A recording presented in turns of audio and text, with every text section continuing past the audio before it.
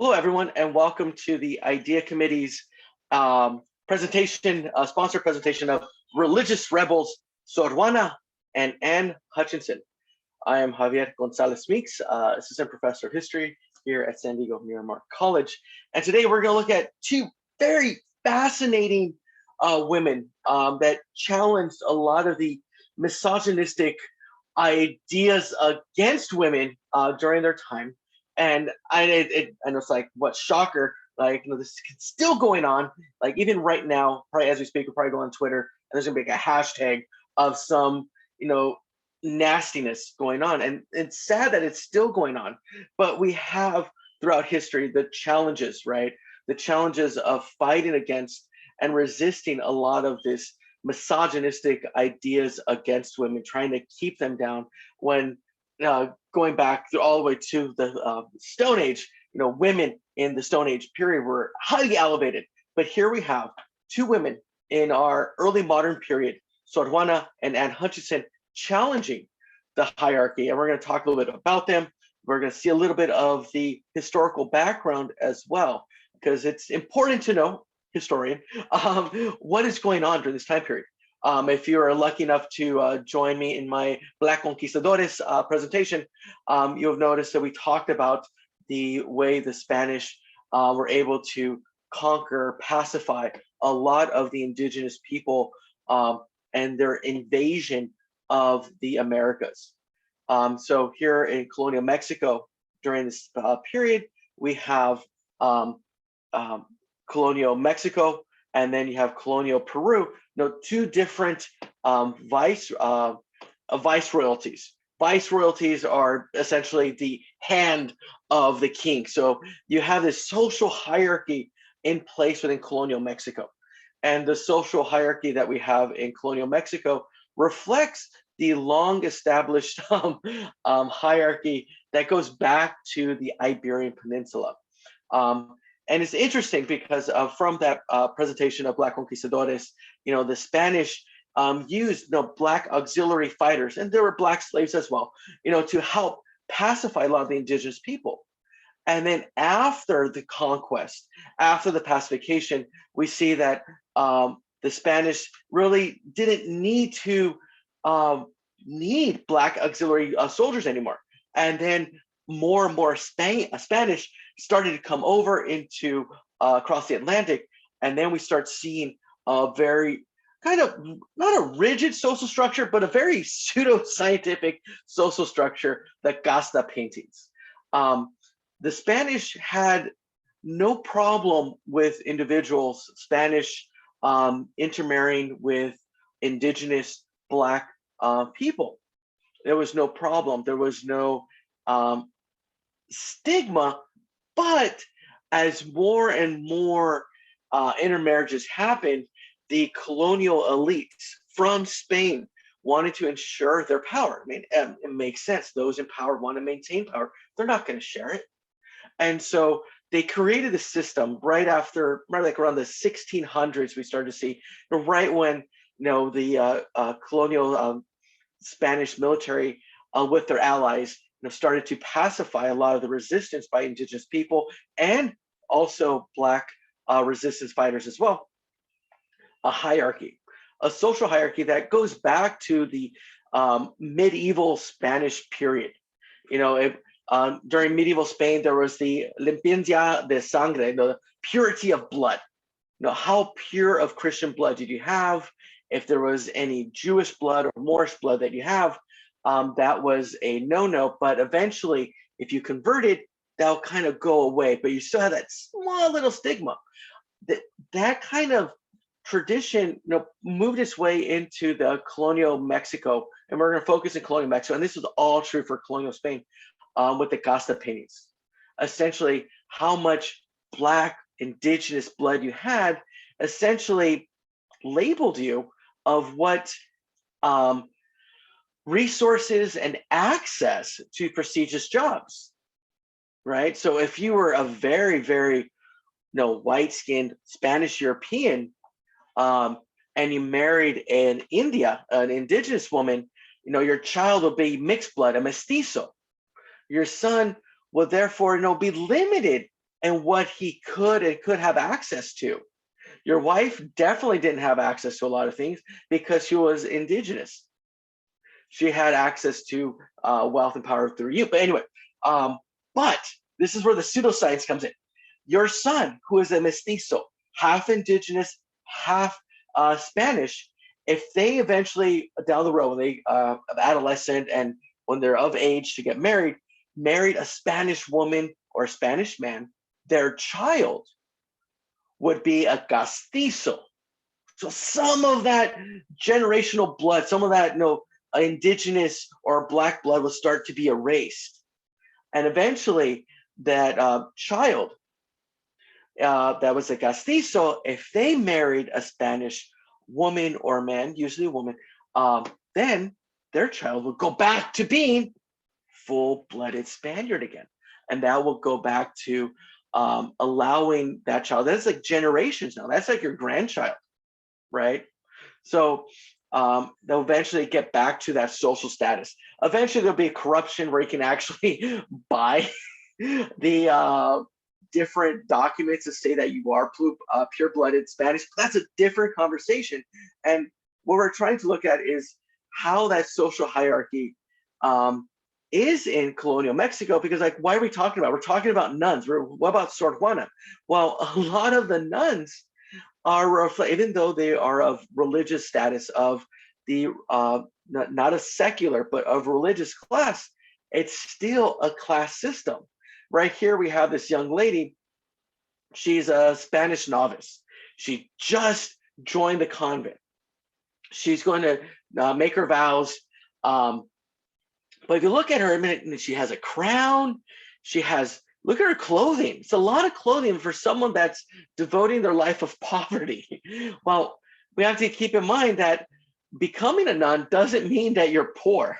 There are poor women that join convents, but what we see is the convents themselves reflect the social hierarchies of Spanish society. For instance, black veiled nuns. They come from families that are very prestigious, viceroys, governors. They bring in dowries. Oh yeah, dowries. Yeah, dowries aren't just for marriage with a secular husband. Dowries are also given to convents as well. So within Spanish society, which is also going to happen in colonial Spanish society, you're going to have women of high class status that are going to, bring a dowry, and they're going to not just bring dowry and money to the convent, but they're also bringing their social status. For instance, we have this one example, Catarina de Montesene. She used her status and brought her dowry. She was able to use her dowry because within also secular and religious, for dowries, women could use that to help them with business. And so Catarina used her money within the convent to loan money on interest. Like, what? Yeah, she loaned money. She was a money loaner. And so she made money off that. And so Catarina de Montesine was very rich, even though she devoted her life of poverty, but it's not really poverty, it's more of celibacy in what she's doing. And the black veil nuns reflect that social hierarchy. She has money, right? She's using her money to make more money. And there are instances where even though she makes money, the convent will keep what she makes after her passing, unless she willed it off. But that's a different discussion. White veiled nuns. These are the ladies, the commoners. They could be mixed blood. They could be black. They could be indigenous. They have little to no dowry to bring up. If you don't have a big dowry, I mean, you're going to be a white veiled nun. And what we're going to see too is with class status, we're going to see a social segregation within the convents, because the black veiled nuns aren't going to clean the outhouse. They're not scrubbing the floors. No, that's a job for the white veiled nuns. That is their status. So the convents themselves don't reflect actually the social hierarchies of Iberian Spanish society. That even though the lady had an option, like, do I get married or do I become a nun, and joins a convent, uses her money, her wealth, and her status to continue pursuits, because this is the one way she's going to educate herself. Because only access to education for women in Iberia, or just in medieval Europe or to the early modern period, is going to be either by your mom or through the convent. And if it's your mom, most likely that's going to be of high class status, because a working mom, a mom that is, a farmer and a brewer and, helps out with the house, she doesn't have time to read.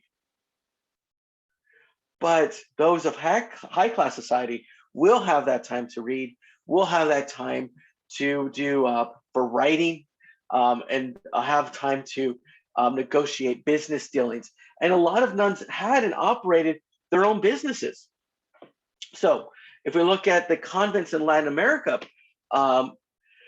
between 1550, this is shortly after the conquest and pacification of both the Mexica, Aztec, as well as the Inca in South America, the convents start rising.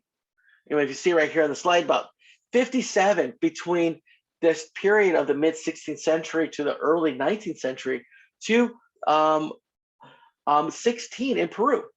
So the convents themselves reflected the social status, a higher population in Mexico, because you have a higher population of working class, you have a higher population of Blacks that are replacing a lot of the indigenous that have died as well. And we see the convents themselves aren't all equal. They're not equal. You have the discalced convents that are poorer, smaller. You're really not going to go to that convent if you need to borrow money on a loan to buy a house or a boat. But it's going to be the callous convents, those that are the black veiled nuns that have wealth and power and prestige. And so what we see is the convents themselves, and we have to keep in mind, the monasteries, convents, the church was the bank for Europe and would be for colonial Americas. There was no Chase Bank. There was no Wells Fargo. If you needed money, you went to the church. That's why the church is so powerful. And one of the reasons Martin Luther and others before him, wasn't just Martin Luther, that criticized the wealth and what the church did with its wealth. But that's a different story. So what we have is these convents, access to wealth for a lot of people during this time and place, and provides loans and everything, and reflects the colonial social status of that time period. Enter Sor Juana Inés de la Cruz, born in Mexico, colonial Mexico. And let's take a quick look before we start talking. What kind of veil is she wearing? It's a black veil. Yes, there's a chat right there. Yep, thank you, Don. It is a black veil. So that means she has wealth. She has status. She's not cleaning chamber pots. She was born in Mexico. She was her grandparents, maternal grandparents, were from Spain, born in Spain. So she is of that high class of casta system, of that caste system, right? So she is very elite in the society of colonial Mexico.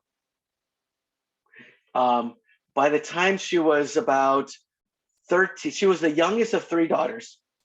Her mother, Doña Isabel, would raise her on her own, but with the help of her grandfather and grandmother, who were of high social status, who had wealth, allowed for Doña Isabel to manage two properties. And it's probably through that some historians look at with Sor Juana Inés de la Cruz, watching your mom at a young age, like, hey, here is a very strong, independent woman managing property, writing, all of this. So why can't I do that? and she sees her sisters going to school. She follows her sister. She wants to be educated. She can't get enough of it. She loves books. She loves to read. And then she gets disheartened when she finds out that at a certain age, for higher education, it's only for the boys. And so Juana begs her mom, like, let me please just, I'll cross dress. I'll pretend to be a boy. I'll cut my hair short. I'll wear funky trousers. Let me just sit and I want to learn. My brain's a sponge. I want all this information. And her mom's like, no, you're not doing it. I'm sorry, you can't do it. And so Juana is like, like frustrated and angry. But again, her maternal grandparents, her grandfather had a own private library. So it's within that library that Juana, read different books on theology, philosophy, mathematics. She taught herself Nahuatl, the indigenous language of the indigenous people in that region she lived in. She not only just learned it, she also learned how to write it and wrote poetry in Nahuatl. So the very intelligent young lady, and by the time she was in her adolescence, she caught the eyes of the viceroy of Mexico, of New Spain. And remember, the viceroy is the hand of the king. So this is a very high prominent person. And it makes sense since her grandfather is of high social status within the casta system that this interaction would happen. The viceroy would take interest, as well as his wife, in the writings and the intellect of this young lady, Juana. He will invite Juana to this kind of a symposium, kind of a conversation with other theologians and big men thinkers, right? And he did it just to kind of, not to mess with her, but he just wanted to see how smart she was. He really wanted to dupe the other guys. So like, look how dumb you guys are. And so here is Juana sitting there, a young lady, not even in her 20s, adolescent, and you have these high intelligent men that are talking about theology and mathematics and science, and she's just going back and countering it over and over, where some historical records talk about how that interaction, was an example of like a big royal galleon ship just making its way through small canoes. Obviously, Sor Juana is that big royal galleon ship, just knocking out those small little canoes. Like, you're no match for me. And that's what she did. She proved herself. The viceroy knew she was smart and just wanted to show her off. She was eventually became the lady in waiting for the viceroy's wife, which is a very high status because she's right there in the room with the viceroy's wife, hearing all of the gossip and drama. I mean, she has a high position, Sor Juana.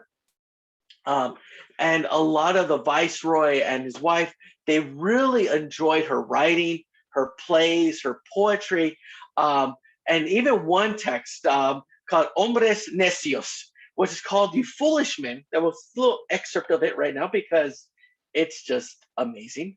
It's basically called You Foolish Men.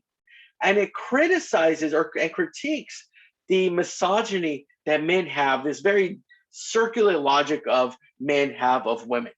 Here we go. You foolish men who lay the guilt on women, not seeing you're the cause of the very thing you blame.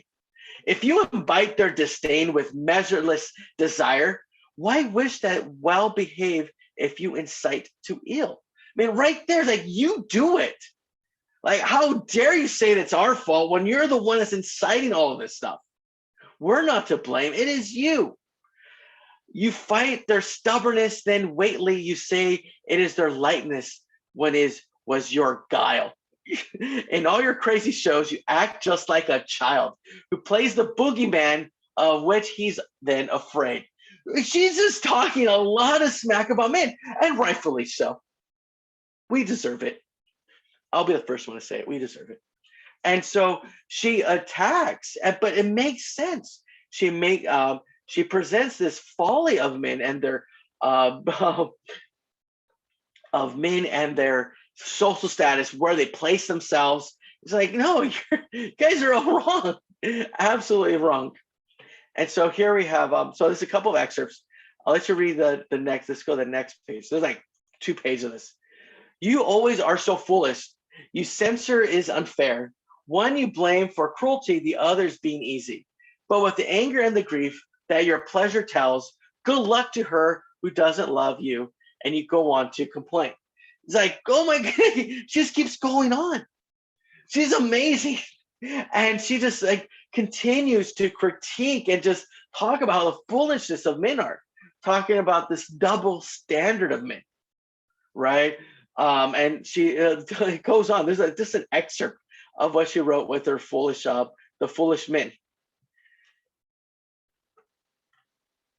Sadly, unfortunately, this will catch wind of the Archbishop of Mexico, who gets a little frustrated because he's a man, right? I'm in power. I know what I'm doing, right? How dare you mock me? And she eventually has to make a choice, right? She has to make a choice of getting married, because she's getting a lot of suitors. A lot of young men are going to her like, hey, I want to marry you. You're so smart and intelligent. You're absolutely right. I'm dumb. Can I marry you? Maybe my brain might like absorb some of your knowledge, right? That doesn't happen. My wife's way smarter than me, and I absorb absolutely nothing. And so what we see is Sor Juana makes a choice. She joins a convent, Santa Paula convent, at the age of 20, because she doesn't want to get married. Her aspirations are not marriage and children, and that's fine. But we have to look at the time and place during colonial Spanish society during the 17th century. Access for women were twofold. If they wanted to be educated, you can, if you had social status, you can remain married. You could get married. Hopefully your mother taught you something, or you could join a convent where you will learn. We'll see the opposite when we talk later when we look at Anne Hutchinson and that social hierarchy when we talk about the Puritans. But anyway, this was a way, the convent was a way for Sor Juana to continue her education, to continue to not be harassed by the men. And in a way, it was just like, privacy. But I don't blame her. She's being harassed by men. Please marry me. And the other men are like, oh, I hate you. How dare you make fun of me? And I know it's true, but how dare you, right? And so she joins the convent because of her intellect. She becomes an accountant. She manages the money. You don't give that to anybody. She manages the money. She'll use a lot of her own financial dowry to continue to purchase secular and religious texts. So she builds up the library at her convent. You have to keep in mind too, this convent is going to be segregated by those of white-veiled and black-veiled nuns. So most likely, the black-veiled nuns are going to have more access to reading. And if anything, it's their own private library, but how can you blame her? So she has the time, she has the prestige, she has the wealth to do that. She also has enough wealth and money and influence that she protects her own sisters and nieces from exploitation, as well from possible suitors as well, and money interests and stuff like that. So she uses her status. So she's a very integral part of the social hierarchy within colonial Mexican society.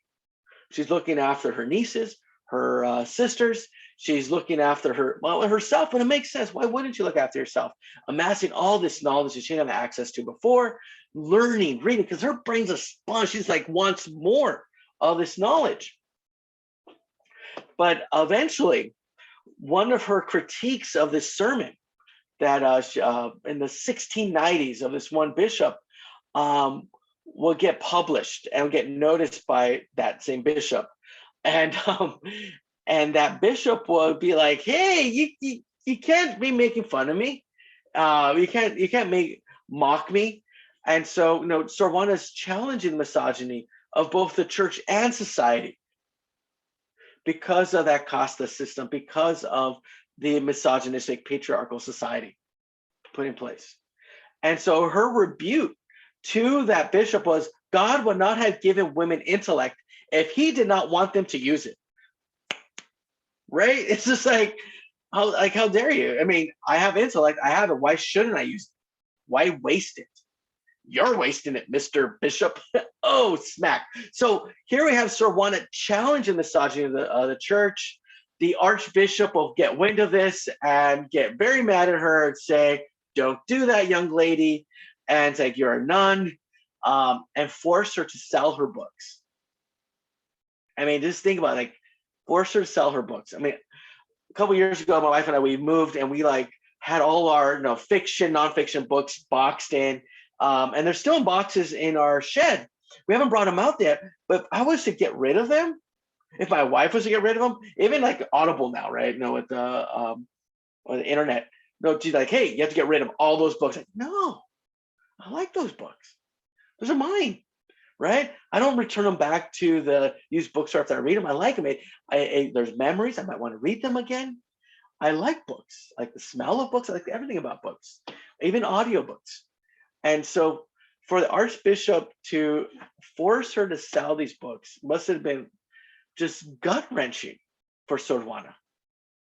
And she did. She redid her vows of her devotion to the convent, and in her own blood, she signed, "I, the worst of all, I, the worst of all," who challenged the misogyny, challenged the patriarchy of society, signed it in her own blood. And it must have been gut-wrenching for her to do this.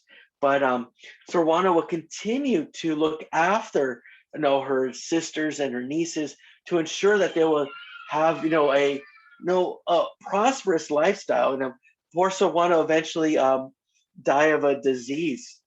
She was nursing her sisters who were caught up an illness, right? I mean, it sounds so too familiar right now with COVID and our pandemic, and she caught it looking after her own sisters. She'll pass away. But the legacy of Sor Juana, challenging the misogyny of the church, and is just one aspect of just one segment of society that's going to continue to do that. Because when we look at the just north, right in the 1600s, same time period, the 1690s is when Sor Juana, wrote that critique of that sermon. We have, in the later 1600s to the early 1700s, another group of Europeans. And we're going to see young women in this society trying their best to challenge the hierarchy of their church. And it's a different kind of church. It's a Protestant church, Protestant protesting the Catholic Church. I mean, the Catholic Church from the Middle Ages to the early modern period, were financially corrupt, right? They used their power and influence to amass a lot of wealth and use that for a lot of political gain. I mean, there's a reason why there's a bishop on a chessboard. There's a reason for it. It's not for religious politics. The bishops, the clergy, the cardinals, the popes, all were integral parts of political society in medieval Europe. And so we see with, and it didn't start with Martin Luther. There were other critics against the wealth and abuse of wealth by the Catholic Church in the Middle Ages.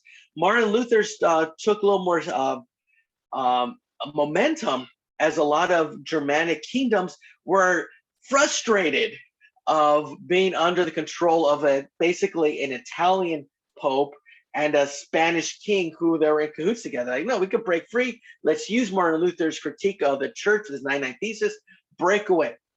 So if the Reformation was, it was a religious Reformation, but it was more of a social Reformation. And social, what I mean is when the Reformation happened, a lot of the European kingdoms that adopted Protestant theology, Lutheran or Calvinist or Anglican, they did away with a lot of the monasteries. Like, hey, there's nothing special about celibacy. There's no need for monasteries and abbesses and convents. Oh, wait, why? Money. That was the money. If you owe debt to the Abbey of Hamburg, hey, you can say, hey, we're adopting Martin Luther's theology. There's no need for convents or special celibacy. So we're going to take back all that money that we tried to loan, that you tried to loan on us. We're taking it back. We're going to destroy it. So it was twofold. I mean, the Protestant Reformation had a lot of political and social consequences. For Martin Luther, his view was like, hey, there is nothing special about celibacy. He ended up marrying a nun. And but his views were very, very misogynistic. His views of sex were, you know, like, if a pastor needs to, that's why there's a woman there. It's to ease that sore, basically. He's like, oh yeah, whatever, you know, bad headache a man might have, you know, that's why women are there. They're the plaster for the sore. Literally said that. It's like, how douchebaggy can you be towards women and the view of women? And we're going to see it's that kind of mentality that's going to play out in Puritan society. Now, who are the Puritans? The Puritans are another religious group within England. Henry VIII was a very stout Catholic. You know, actually wrote letters to Martin Luther, said, "Don't do it, don't do it. Be nice. Go back to the Catholic Church." And it wasn't until Henry VIII couldn't get a divorce from his 1,000th wife, because the Pope and his wife were uncle and niece. So the Pope was like, yeah, I'm not gonna sign a divorce so you can divorce my niece. Like that's just weird, awkward. And so, you know, Henry VIII creates his Anglican Church, Church of England. He's the head of the church. For a lot of Christians in England, you know, they had the choice. So they could remain Catholic, or you could be Anglican. But some saw Anglican, the Church of England, as being too Catholic in practice. And some wanted to return to a more pure Puritan form of Christianity. And these groups were attacked by both Catholic and Anglican members of English society. So they fled religious persecution, and they come to Plymouth Colony. Now, when the first Puritans arrived, we're going to do this very briefly. Plymouth Colony, the Wampanoag Nation, one of the tribes here in Plymouth, died. Died from what? Well, there was already European fur traders, slavers. Yes, slavers. Europeans would come, attack, kidnap indigenous men and women, and take them to the Caribbean islands and sell them for trade, for the slave trade. So that interaction, smallpox, decimated this region of Plymouth society. So when Puritans land here, they're actually trying to find Virginia, the Chesapeake area. So they probably got their GPS from Columbus. They got lost, and then they land in Plymouth. The Wampanoag Nation, that village, that one little tribal village there, had resources. They had food reserves that allowed for the first Puritans to survive. And that will allow for the Puritans to, in that Plymouth colony, to survive, unlike Jamestown. But that's a different discussion, because Jamestown had a lot of its own problems. But what we start to see is this alliance that starts to play, and that's the whatever Thanksgiving story, but quote unquote, because for Indigenous people, the Thanksgiving story is like the beginning of the end of their livelihood, of their land, of their culture. Chief Massasoit, when he goes there to meet with the Puritans for that first Thanksgiving, he thought, he heard gunfire, fighting, and one of the other Wampanoag military men was, already started this treaty. And so Chief Massasoit said, "Hey, we have to go." So he takes warriors with him. He doesn't take men, women, and children. It's not driving up to grandma's house for Thanksgiving. He's bringing, the guys, with all their arms, with their whatever muskets or whatever bows and arrows they have. They're going to go. They're going for a fight. Like, hey, who's fighting? Let's find out. They find out, like, oh, they just don't know how to cook well. Oops. And so he has his soldiers go out, find some food. It's not turkey, it's venison.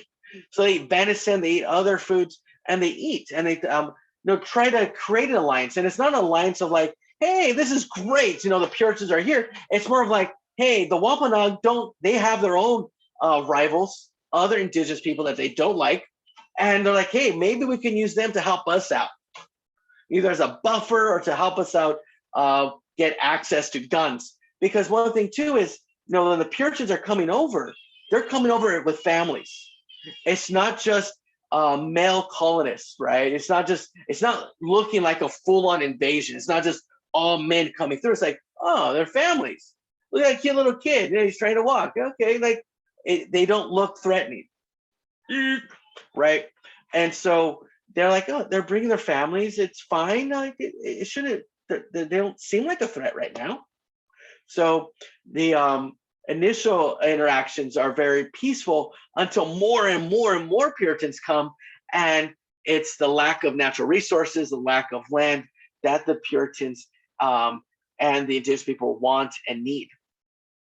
And so what we see by the mid 1600s is a mass wave of Puritan families coming over. 75% of all groups, Puritan groups from England coming to Massachusetts are all families. And with families, you have children, and those children eventually get older, they have to marry, and marriage means you have to have land, you have to move away because you need that 100-mile buffer because family's crazy. And so that's what happens. And I get it.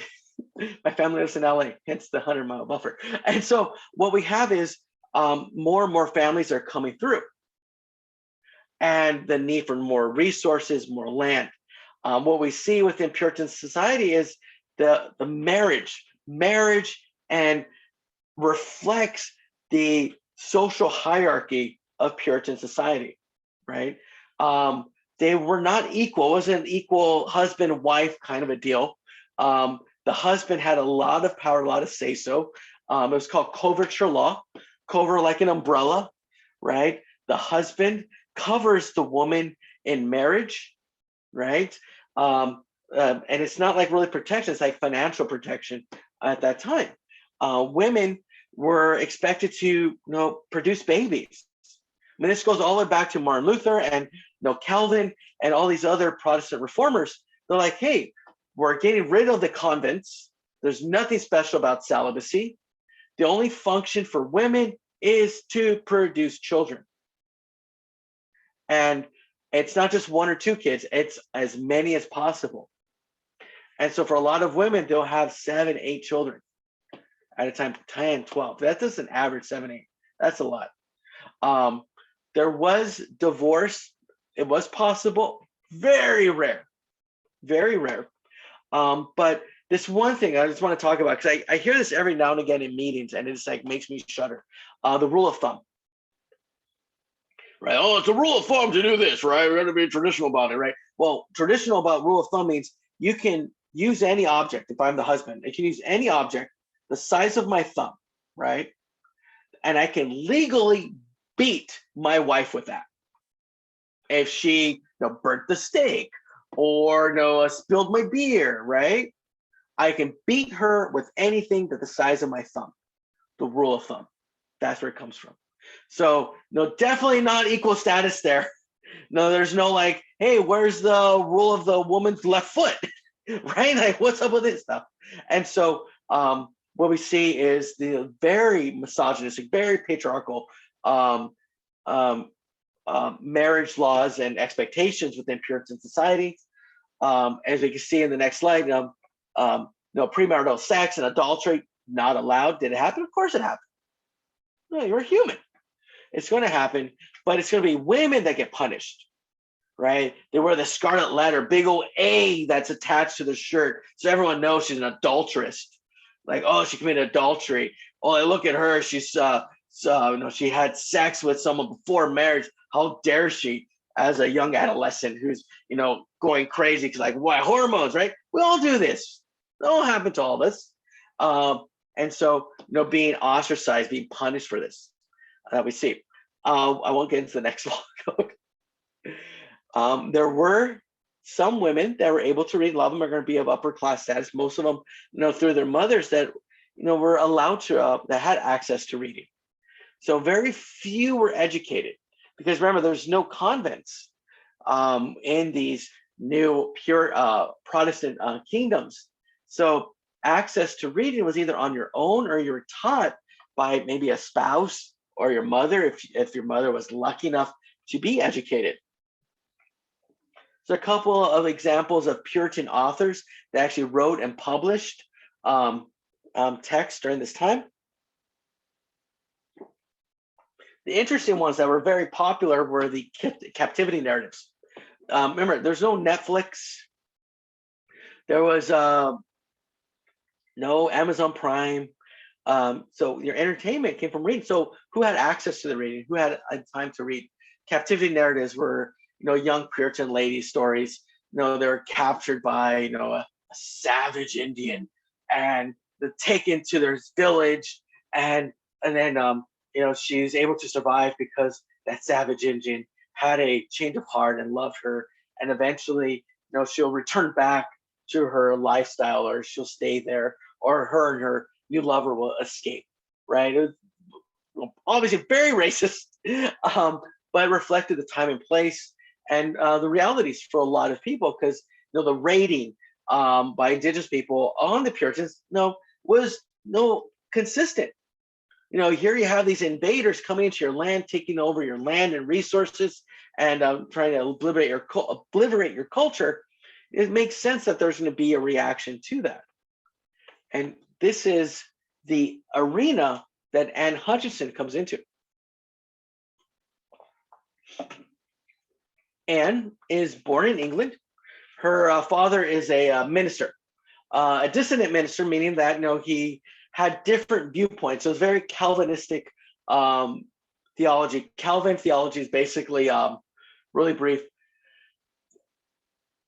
people already predestined since the Big Bang, or not the Big Bang, since the book of Genesis, of who was going to make it into heaven. How do you know? You don't know.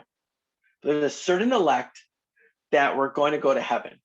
And you knew that based on certain traits, how intellectual you are, how wealthy, but there's only a certain number of the elect that were going to go. For her dad, it was kind of challenging a lot of that. A lot of it was like, is it based on your works and how hard you work to be a good Christian? Is that going to make you the elect?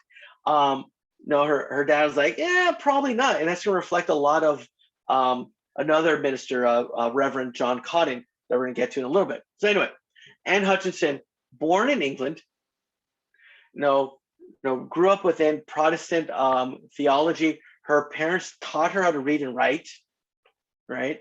So maybe that is why he's very dissonant. Now he's teaching his daughter to read and write. Unheard of. Why would you do that? What's the point, right? Her option is only to get married and have children, and she does. She has 12 kids. So she is that statistic. She gets married, has a lot of kids, but she's educated. She's taught to read by her dad. She reads scripture. She's very good, very intellectual about her Christian scripture. And then when they finally arrive, it's like when she's about 43 years old. They arrive in Boston in the mid 1600s. She's a trained midwife. Midwives had the job of helping out women in childbirth. I mean, if you look at it, if women are producing 7, 8 kids on average, you need somebody, woman's knowledge of understanding the woman's body and helping out with the pregnancy, helping out with the child, helping out with post-pregnancy. The midwife wasn't just there to kind of look and clap and say, good job. No, she was there for a lot of it to ensure the safety of the wife, the mother, to ensure the safety of the baby, to, help out with a lot of, to ensure as much possible, the numbness of pain, no epidurals. But, how do you minimize as much pain for the mom and still keep the child safe? That's the job of the woman. Very stressful, very stressful. And so her job as a midwife, she had access to a lot of women, interacted with a lot of women. And she started talking about a lot of the sermons that were being held in their town. We have to keep in mind in Puritan society, they didn't have a governor. The person in charge was the preacher. The preacher was in charge of the town. It was basically footloose, right? It was, colonial footloose. And here you have Anne Hutchinson was like this, the early proto Kevin Bacon, challenging, the society, the rigidness of the society. And so, she's, in discussing, interacting with a lot of women, and she starts to, criticize a lot of these sermons. And she starts to put in her own theology. And her critique is a lot of what is the well-known discussions of Puritan thought, of theology, and that is good works. But it makes sense. I mean, if we look at this time and place, you have these Puritans coming over to land that they're invading and taking over. You need to work the land. You need to toil in the land. Now, how can you kind of enforce this? Well, say like, hey, it's part of that covenant of works. The harder you work and plow that, young man, I'm sure you'll go to heaven. So hurry up and make that cotton and corn patch. Let's hurry up, chop, chop, I'm hungry. And so it's that kind of message that gets reinforced and talked about. And so Anne is like, yeah, I don't think so. I really don't think so. A lot of her message comes from another preacher she listened to and heard, probably also discussed too, and that's Reverend John Connon, who stressed that it was salvation alone.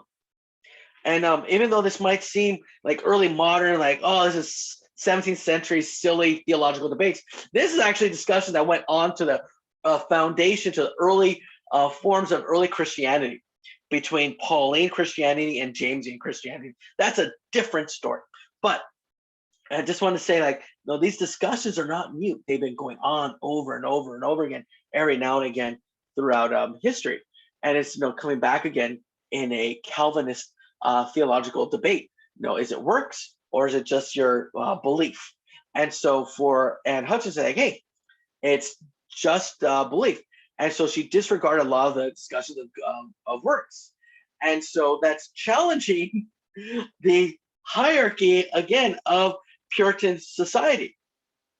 Because the ministers, the clergymen are there to ensure that, young John and young Tom are digging, toiling, making the farmland, making the cotton, making tobacco, corn, all of this, so they can live and survive. But then if you start saying like, oh, it's not based on your works, it's just based on your belief, then it's like, well, why'd I have to go out and work? Farming's hard work. Farming is hard work. And so it's like, well, maybe I don't need a farm. Who's going to start farming? Who's going to look after society? Who's going to look after the sustainability of your society as it starts to grow more and more and more? And so her message starts catching the ears, not just of the women of society, but also the men. The men are also interested too, because a lot of the men are also toiling out there like, hey, I like what Anne's saying. I don't like what that guy said. He makes me work on a Sunday and it's really hot. I just want to watch some football and sit down and just relax and have some chicken wings, right? Like, this guy's making me work. I need a break.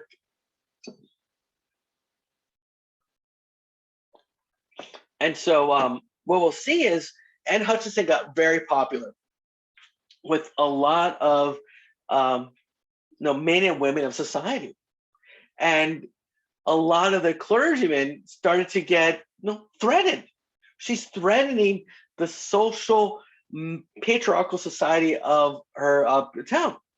And she continues this, and she gets more popular. There's going to be no little Puritan farmers out there, right? No one's going to start working on the corn. Everyone's just going to start reading and devoting their beliefs to God and not going out into the farm field.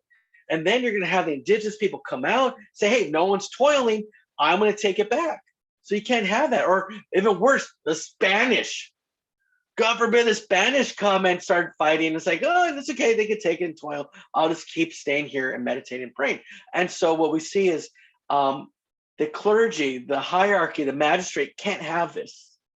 And she's challenging the society, challenging the social order of Puritan society. And so she's called in. and to a trial, and they question her. She's accused even by Reverend John Cotton, who she admired, who she liked, and he's just a D-bag. He's like, oh yeah, you know what? Everything he said is wrong. And she's like, what? How dare you? Can't believe you did that. So she's accused, right, of being rather a husband than a wife, a preacher than a healer, a magistrate than a subject. But if we look at the lines, it reflects that patriarchal society. She's rather being a husband, someone that speaks up, that talks, than a subordinate wife. She's a preacher talking about God instead of a healer, just looking after the well-being of women. She's a magistrate, someone in charge instead of a subject. And so that is what gets her in trouble. What really gets her in trouble is when she says, oh, God has told me. I know because God has told me. That gets her in more trouble than anything. And so she's exiled. She's considered a heretic, and they kick her out, which will be a Dutch colony, New Amsterdam, New York. And so what we see is that is the norm for a lot of Puritans, that do not conform to societal norms, is exile. If you think about it, exile is just as bad, because when you're exiled, you're out there in the elements. There's indigenous people, there's bears, there's natural elements that can hurt you. It's a death sentence. So Anne Hutchinson is sent away with her family. Her husband's already passed away. She goes with her daughters to New Amsterdam, where they live. Sadly, there is an indigenous raid in the town where she lives, and she's killed, her and her daughters. Some historians speculate, and I kind of agree with them too. I really don't do that all that much in the presentations, but that it was maybe, coaxed by the magistrate in Boston, who felt threatened by Anne Hutchinson, who felt that Anne Hutchinson challenged the authority, his authority, the patriarchal authority of that time and place. So with both women, Sor Juana and Hutchinson, what they're doing something that has been going on since the foundations of early Christianity. What's not said a lot is the importance of women and women's roles in early formation of early Christianity. If it wasn't for women, women provided the finances. Roman matrons had the money and access to provide for the foundations of the early proto-Orthodox Church. If it wasn't for women and the preachers, Thecla, Priscilla, that led congregations, that were deaconesses, who knows what would have happened with Christianity? But that's a speculative kind of history. But Sor Juana and Hutchinson, continuing this legacy of women and their importance within their religious tradition, challenging these misogynist patriarchal notions that are not that are irrelevant, that should be challenged and should be broken down. So if you have any questions, please let me know. I'll stop recording now.